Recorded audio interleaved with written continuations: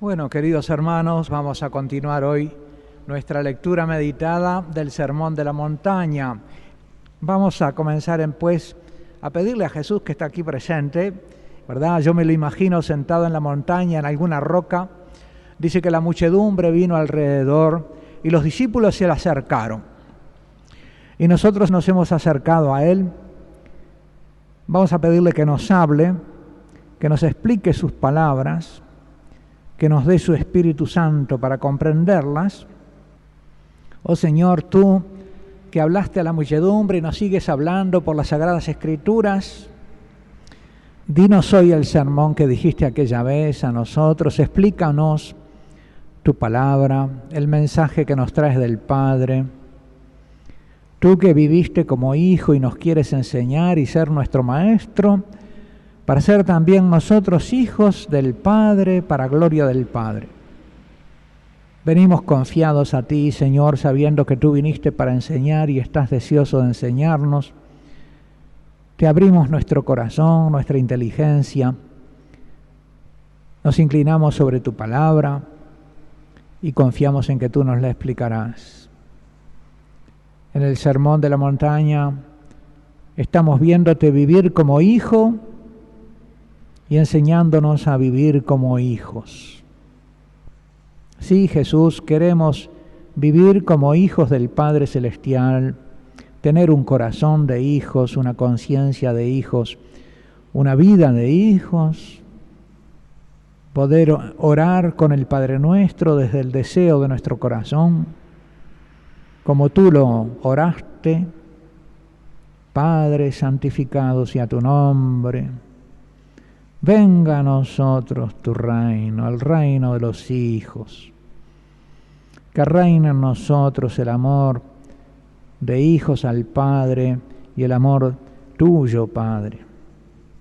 Hágase tu voluntad, porque ese fue el deseo de tu Hijo Jesús, cumplir tu voluntad. Porque Él consideró hermanos, hermanas y madre a los que hacían la voluntad de mi Padre. Que se haga tu voluntad, que la podamos hacer, Padre, para ser hermanos de Jesús, hijos tuyos. Cumplir tu voluntad gozosamente, dándote gloria. Que venga a nosotros el reino de los hijos. Danos hoy el pan de cada día. Oh Padre, ponemos en ti nuestra seguridad en estos momentos inseguros, en que además los hombres quieren hacernos más inseguros con un discurso amenazador, en que tantos de tus hijos están asustados.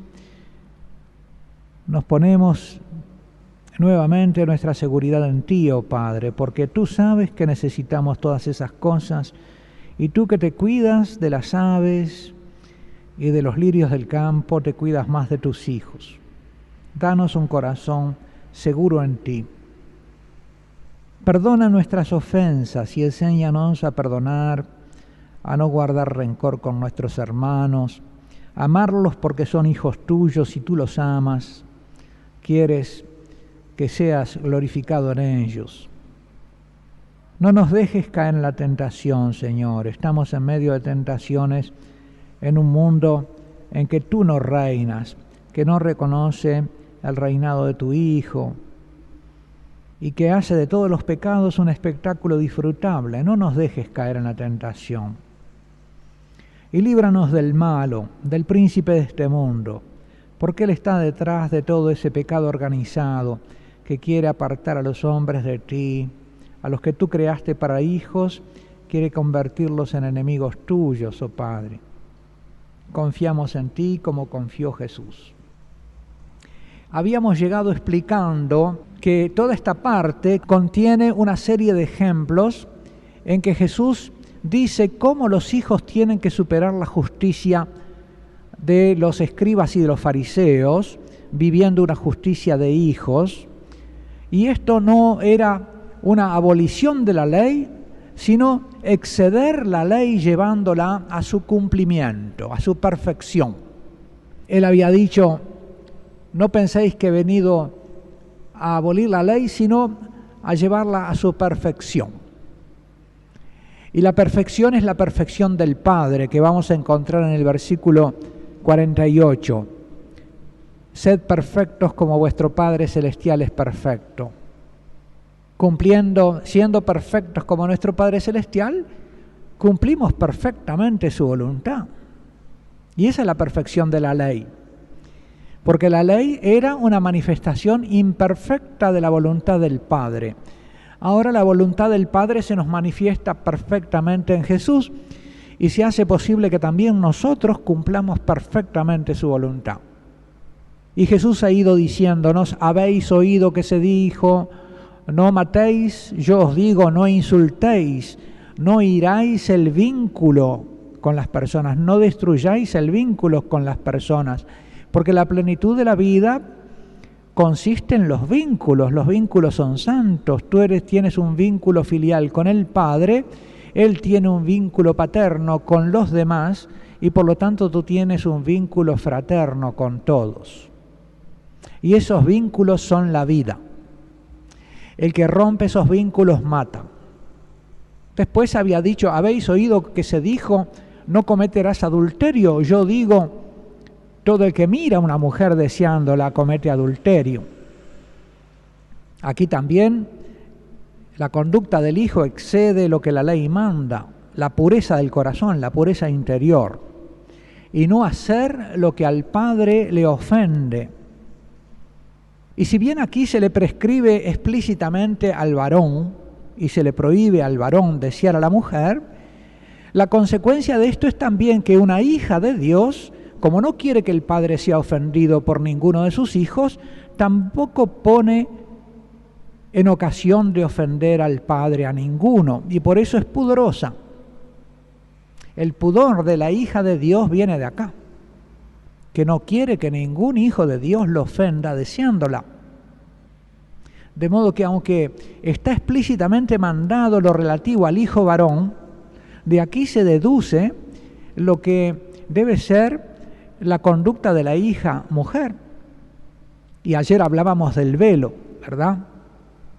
Cómo el velo ayuda a la hija a ponerse solamente delante de la mirada del padre, en privado.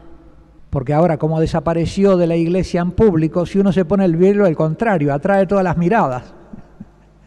En vez de defenderlo, de saberse.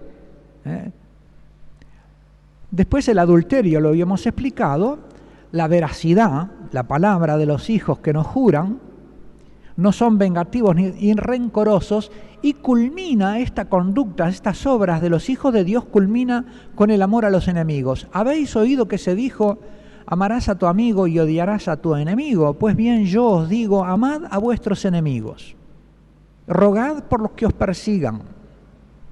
Ya Jesús había anunciado en el 5, 11 y 12, felices seréis cuando os injurien y os persigan y digan con mentira toda clase de mal contra vosotros por mi causa. Jesús era muy consciente de que a sus discípulos los iban a perseguir. Yo os envío como ovejas en medio de lobos. Alegraos y regocijaos, porque vuestra recompensa será grande en los cielos. De la misma manera persiguieron a los profetas anteriores a vosotros. Bueno, precisamente en esa situación de persecución es donde mejor brilla la filialidad de los hijos y donde mejor brilla la misericordia del Padre. Así como brilló en la cruz de Jesús y en el perdón que Jesús concedió desde la cruz, que intercedió, perdona a los padres porque no saben lo que hacen. Así también continuamente en las historias de los mártires leemos que tenían un corazón así y que lo hacían así, que morían bendiciendo, por ejemplo. Y esto dice en el versículo 45, amad a vuestros enemigos para que seáis hijos de vuestro Padre Celestial. Yo les decía ayer que eso en griego se podría traducir para que seáis hechos hijos, o para que nazcáis como hijos, seáis hechos hijos del Padre, de vuestro Padre Celestial. Y ahora viene ese que el Padre Celestial hace salir su sol sobre malos y buenos y llover sobre justos y pecadores. Y recuerdan que yo les había explicado que esto se refería, en primer lugar, a la alianza de Noé, donde Dios colgó su arco en el cielo, ¿verdad? El arco de la ira, y dijo: nunca más castigaré a la humanidad con desastres, destruyendo a los pecadores. Haré salir mi sol y caer la lluvia sobre buenos y malos. Y el signo del sol y la lluvia es el arco iris. Pero al mismo tiempo, el sol y la lluvia representan al Mesías, son símbolo del Mesías. En la liturgia de Navidad cantamos que lluevan los cielos al Mesías. Y en el Benedictus se habla del sol de justicia, el sol que nace de lo alto. Así que el Padre no solamente envía el sol y la lluvia sobre los campos de buenos y malvados y de todos los países, sino que también envía a su Hijo, sol de justicia y lluvia de gracia, sobre todos también. Está llamando a todos, es el tiempo de la misericordia. Es el buen pastor que sale a buscar las ovejas perdidas. Es el médico que ha venido para los pecadores y no para los que no tienen necesidad, para los que están enfermos. Es el misericordioso. Y Jesús sigue después: porque si amáis a los que os aman, ¿qué recompensa vais a tener? ¿No hacen eso mismo los publicanos? Todo el mundo quiere al que lo quiere. ¿Dónde está la diferencia? Nuestra justicia tiene que exceder no solo a lo de los escribas y fariseos, sino también a lo de los publicanos y los pecadores. Eso lo hacen hasta los mafiosos. Entonces, ¿dónde va a estar tu diferencia? Y si no saludáis más que a vuestros hermanos, a los hermanos en la fe, ¿qué hacéis de particular? ¿No hacen eso mismo también los gentiles, que saludan a sus hermanos? Vosotros pues sed perfectos como es perfecto vuestro Padre Celestial. Estas son, por lo tanto, las pautas del obrar cristiano. Habíamos comenzado a verlas ya en el versículo 16. Brille así vuestra luz delante de los hombres para que vean vuestras buenas obras y glorifiquen a vuestro Padre que está en los cielos. Aquí ya se habla de las obras de los hijos. Y se dice que los hijos deben obrar no para su gloria, ni delante de los hombres, sino para la gloria del Padre. Después se sigue hablando de cómo debe ser el obrar de los hijos, que debe exceder su justicia a los escribas y de los fariseos. Y después vienen esos 7 yo os digo. En el versículo 20, os digo que si vuestra justicia no es mayor. Y después esos 7, habéis oído, pero yo os digo, habéis oído, pero yo os digo. Se va construyendo toda esta sección sobre esa palabra de Jesús. Habéis oído, pero yo os digo. Y siempre pidiendo algo más. No basta con lo que habéis oído, es necesario que hagáis lo que yo os digo. Habéis oído de Moisés, de la ley, en la antigua ley. Ahora yo os digo, esta es el Hijo el que os lo está diciendo. Si queréis ser hijos, tenéis que obrar como yo os digo. Después de habernos hablado del obrar cristiano, es como si Jesús se metiera adentro de la conciencia del Hijo, de un Hijo de Dios. Para obrar así, es necesario que tú vivas de cara al Padre y que todo lo hagas de cara al Padre. Que Él sea, digamos, como tu interlocutor principal. El tú principal. Todos tenemos un tú principal en nuestra vida, parece. Nos ponemos a vivir de cara a alguien. Tenemos la sociabilidad adentro. Nadie puede estar absolutamente solo. Por lo menos vive de cara a sí mismo. También es una posibilidad, vivir de cara a sí mismo. Pero yo puedo vivir de cara a alguien cuya opinión me importa, el esposo, la esposa, un amigo, un grupo de amigos, una barra. El hijo, una conciencia de hijo, se caracteriza porque vive de cara al Padre. Es decir, vivir de cara al Padre es saber que Él me mira siempre y que siempre lo encuentro, que está allí, que me está mirando. Muchas veces uno peca porque se olvida de que lo están mirando, que el Padre lo está mirando, precisamente porque está de espaldas al Padre.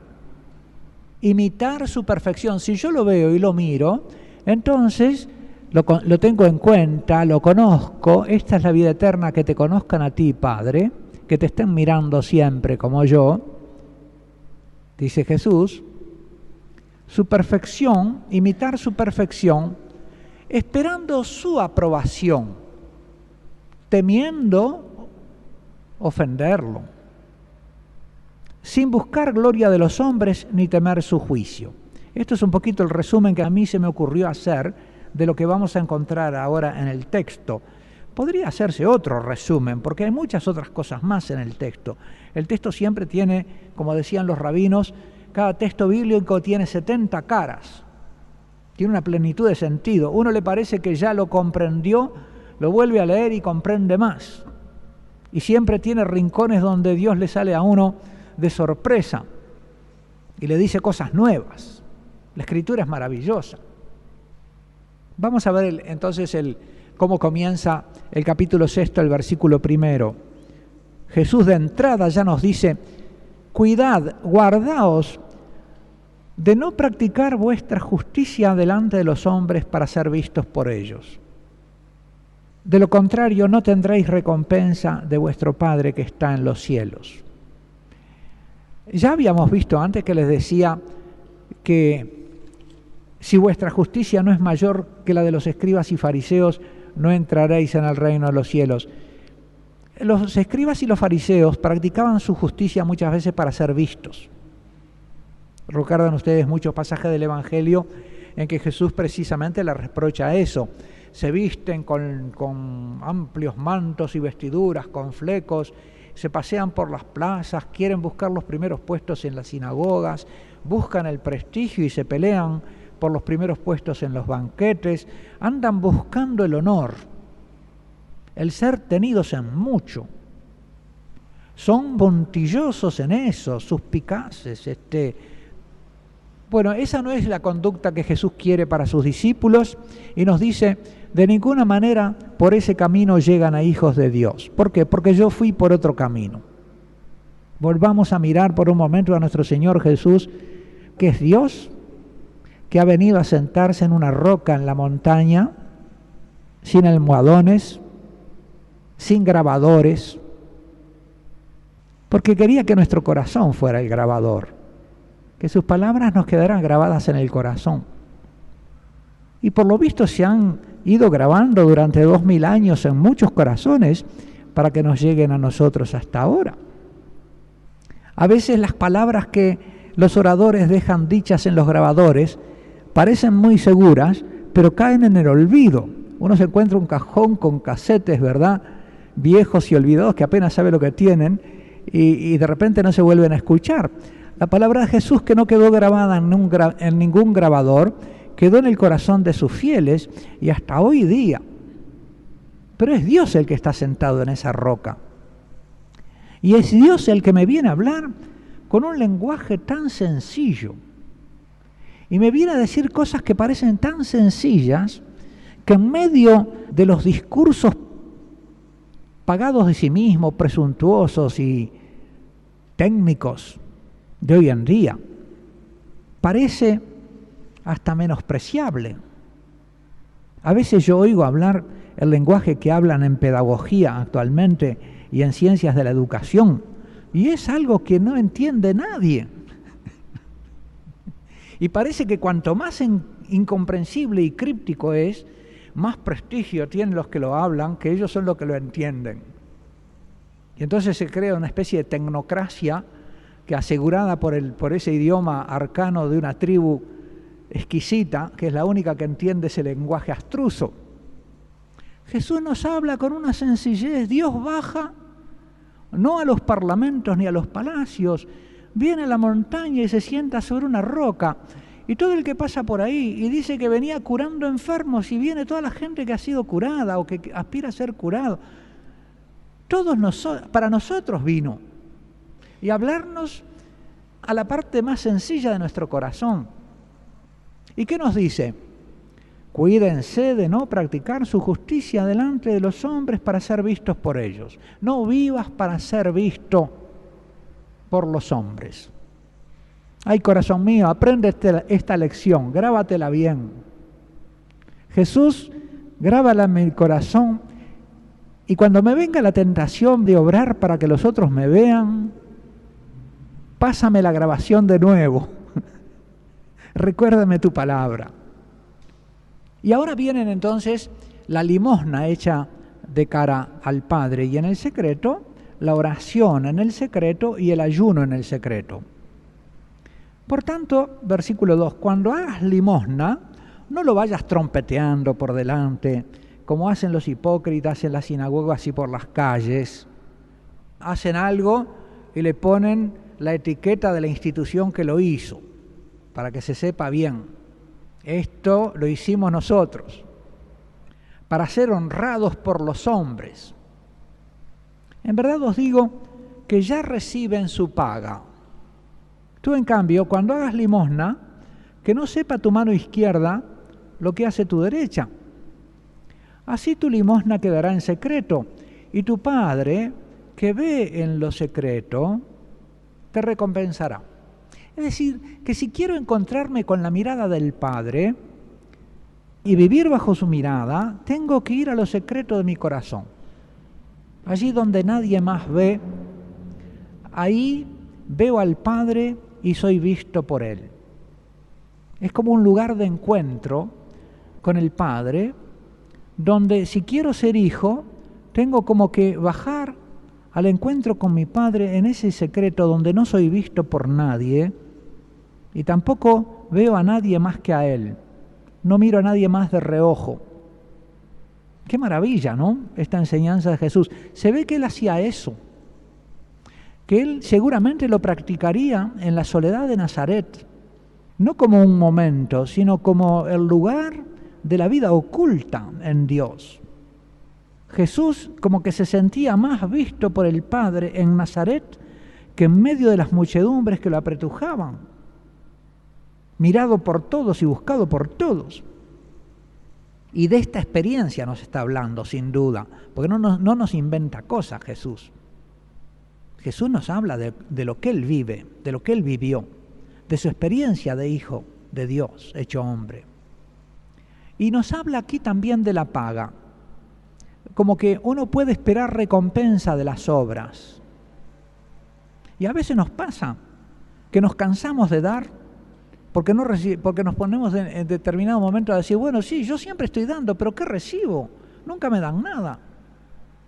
Y uno como que tiene la tentación de cansarse de dar. Es decir, que secretamente en el corazón, aun cuando yo doy una limosna a un chiquito que pasa ahí, mocosito, le doy una limosna, una monedita, espero que me diga gracias. Y a veces hasta lo corrijo. ¿Qué se dice? Gracias. Y Jesús nos dice que cuando uno hace la limosna delante de los hombres y espera la alabanza, entonces ya tuvo su paga, ya recibió la alabanza, ya está, eso es lo que buscabas, eso es lo que conseguiste. En cambio, si lo haces para tu Padre, en el secreto, Él te recompensará. Podemos preguntarnos cuáles son las recompensas que el Padre da. Podríamos pensar en esto es una pregunta que yo me hago ahora, no porque tenga una respuesta, pero es que siempre el texto, a medida que lo vamos leyendo, nos intriga con nuevas preguntas. Podemos dejar ahí flotando la pregunta, ¿cuál es la recompensa que me da el Padre? ¿Cómo es que mi Padre me recompensa? Quizás su mismo amor de Padre, quizás ese descubrir la profundidad del encuentro en el que Él se convierte para mí en el tú principal. Porque de alguna manera yo soy lo que ese tú ante el cual vivo es.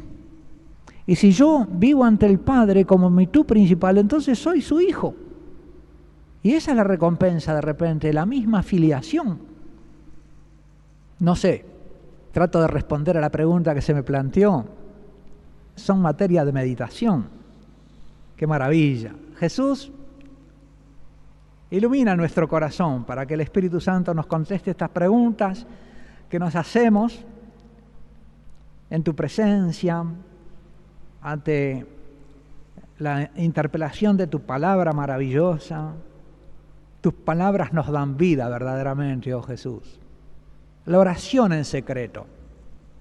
Hoy leíamos en el oficio de lecturas un texto de un Santo Padre en que habla que este es el trípode fundamental: la limosna, la oración y el ayuno. Y que son necesarias las tres cosas.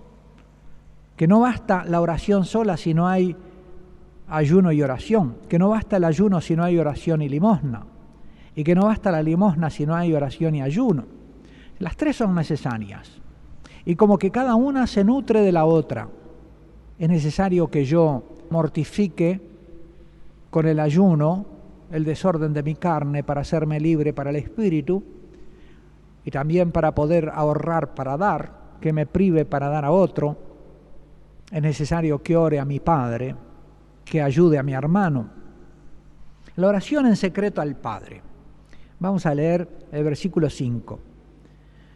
Te lo oímos decir a ti, oh Señor, y cuando oréis, no seáis como los hipócritas que gustan de orar en las sinagogas y en las esquinas de las plazas, bien plantados para ser vistos de los hombres. De nuevo hacer la justicia ante los hombres.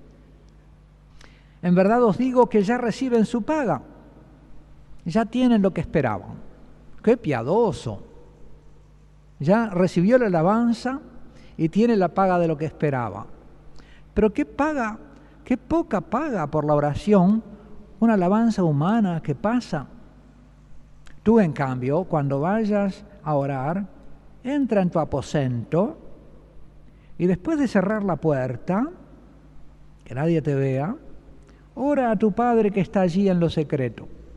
Y tu Padre que ve en lo secreto, Él te recompensará. Él te va a dar lo que merece tu oración. Y no porque me vaya a dar algo ajeno a su misma respuesta. Lo que merece mi oración es la respuesta. Podría haber dicho, Él te responderá. En lo secreto de tu corazón, si tú le hablas, recibirás la respuesta. Porque ¿qué es lo que merece el decirle algo a alguien? Que me responda. ¿Qué es lo que merece que yo le diga a mi Padre, Padre? Que Él me diga Hijo. Si oro en el secreto a mi Padre, empezaré a saberme Hijo, y Él me lo dirá en el secreto de mi corazón. Y qué felicidad saberme tu Hijo, oh Padre. Realmente esa es la dicha para la que tú me creaste y la que será mi dicha eterna en el cielo. Ser tu Hijo, saberme tu Hijo, recibir mi ser de ti, no deber mi ser a nadie, ni a mí mismo ni a nadie, sino solo a ti. Esa es la recompensa que espero de ti. Y al orar, dice, los hijos oran más con el corazón que con la boca. Y al orar, no charléis mucho, como los gentiles, que se figuran que por su palabrería van a ser escuchados. Aquí Jesús nos invita a acceder a los paganos. Antes nos había invitado a acceder a los fariseos y a los escribas. Ahora a los paganos. Porque los paganos oran a sus dioses hablando mucho. Parece como que los van a convencer. Yo le digo ahí en la parábola del perro, que no hay que hablar mucho, que Dios ya sabe cuando nos acercamos a Él lo que necesita. Y ponga la comparación del perro que se arrima a la rueda del asado. ¿No sabés lo que viene buscando? El dueño lo sabe de lejos, le tira un huesito, porque ya sabe lo que viene buscando. El perro no necesita hablar para darse a entender. Y así nosotros ante el Padre, cuando llegamos a Él, ya sabe mi Padre lo que yo necesito. Y esto lo va a volver a repetir más adelante cuando hable de la confianza en la providencia. Vuestro Padre ya sabe lo que necesitáis para comer y vestiros. De esas cosas se preocupan los paganos. Ustedes no tienen que preocuparse. Ustedes tienen que, si son hijos, confían en el Padre. Versículo 8. No seáis como ellos, como los paganos, porque vuestro Padre sabe lo que necesitáis antes de pedírselo. Qué descanso, qué descanso. Gracias, Señor, por darnos esta seguridad, esta certeza, por revelarnos esto. Qué maravilloso había sido Dios. Y no nos hubiéramos imaginado que fuera así ni nos amara de esta manera si tú no hubieras venido a decírnoslo y a asegurárnoslo. Gracias, Padre, por enviarnos a tu Hijo para que nos revelara estas cosas, por haberlo hecho sentarse aquel día sobre aquella roca de la montaña y habernos dicho estas cosas que hoy a través de 2000 años nos llegan y nos llenan de consuelo el corazón. Gracias, Padre, por enviar a tu Hijo. Gracias, Jesús, por aquella subida hasta la montaña que sin duda te fatigó y por habernos dicho estas cosas que son el secreto de tu corazón de hijo. Y viene ahora, fíjense el tesoro que viene ahora, la oración de los hijos. Expresa los deseos del Hijo, el Padre Nuestro, como el tesoro, la herencia de oración que Jesús nos da, nos enseña a orar. Los apóstoles, los discípulos le dijeron, enséñanos a orar. Cuando oréis, orad así. Y esto 2000 años venimos rezándolo los cristianos y lo empezamos a rezar de chiquitos sin entenderlo. Y a medida que nuestro corazón de hijo se va despertando en nuestro pecho y vamos siendo cada vez más conscientes de la filialidad y del Padre, y nuestra fe crece y nuestro amor a Él también, entonces se va transformando, baja de los labios al corazón para transformarse en deseo. Santificado sea tu nombre, venga tu reino, hágase tu voluntad. Y que yo la haga también, que se haga en mí según tu palabra, María. Algo de esto se lo enseñó María, me parece, a Jesús también. Él crecía en edad, sabiduría y en gracia, y acá está el reflejo del corazón de María también en esta oración. En ese hágase, Jesús crecía en edad, sabiduría y en gracia, verdadero hombre. Tuvo que aprender de San José y de María un montón de cosas, también relativas a sí mismo. María le transmitió lo que el ángel le había dicho. Las mamás le cuentan a los hijos cosas acerca de su infancia, ¿verdad? De su nacimiento, del embarazo, les cuentan cosas así, ellos escuchan, porque claro, ellos no estaban ahí, pero la madre les cuenta. Y sin duda que María a Jesús le contó lo del ángel y le decía, él dijo de ti que eras hijo de Dios, que ibas a hacer esto, que ibas a ser grande. Cuando a los 12 años lo reprochan en el templo, ¿qué has hecho con nosotros? Y no sabían ustedes que tenía que estar en las cosas de mi Padre, si ustedes mismos me lo dijeron. Vosotros pues orad así, con el deseo del corazón, ¿no? Y viene el Padre nuestro, el que estás en los cielos. Acá está el Padre de los cielos. Jesús lo usa para distinguirlo del Padre de la tierra. Siempre es un nombre distintivo. El Padre de los cielos y el Padre de la tierra. Porque sí, debemos el ser a nuestro Padre de la tierra de alguna manera. Le debemos también mucho bueno. Pero a veces también hemos sufrido cosas de Él o hemos heredado, como dice San Pedro, hablando de las dos paternidades, vosotros que habéis sido comprados de la conducta necia heredada de vuestros padres. Es decir, que de nuestros padres hemos recibido un montón de cosas buenas, hasta una cierta sabiduría, pero también hemos recibido los errores. Es muy común en la gente decir, yo con mis hijos no voy a cometer los errores que mis padres cometieron conmigo. Sí, vas a cometer tus propios errores y ellos harán los suyos. Entonces uno se corrige de los errores del padre, pero le transmite los propios y ellos son víctimas de mis errores.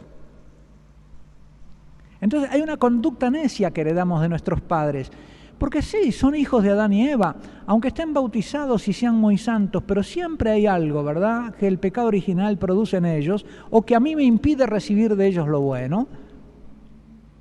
Pero entonces no bastaría haber recibido la vida del Padre de la tierra, necesito recibir esta vida divina del Padre de los cielos, que me da una nueva identidad, que me hace hijo de Dios.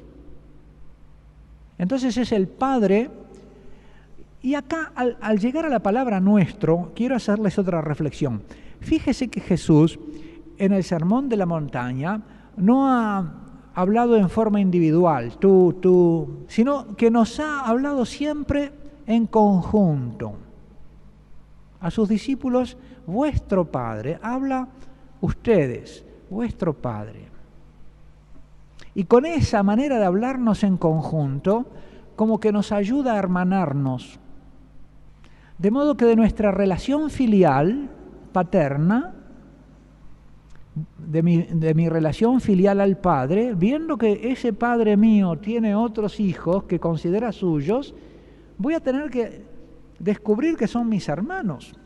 Y Jesús me lo descubre en las primeras palabras. Acá están las tres relaciones: la relación filial paterna y la relación fraterna, Padre nuestro.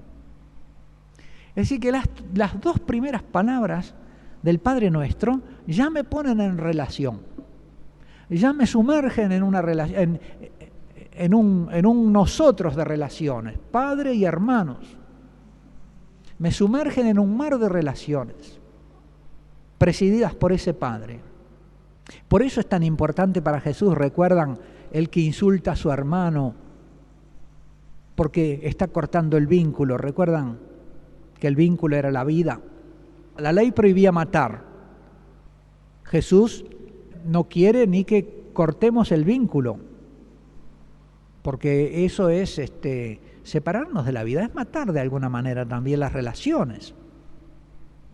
¿Para qué quiero vivir si no tengo amores? Padre nuestro, el de los cielos, no el de la tierra. Tú eres el Padre que nos hace ser, que nos da la vida eterna.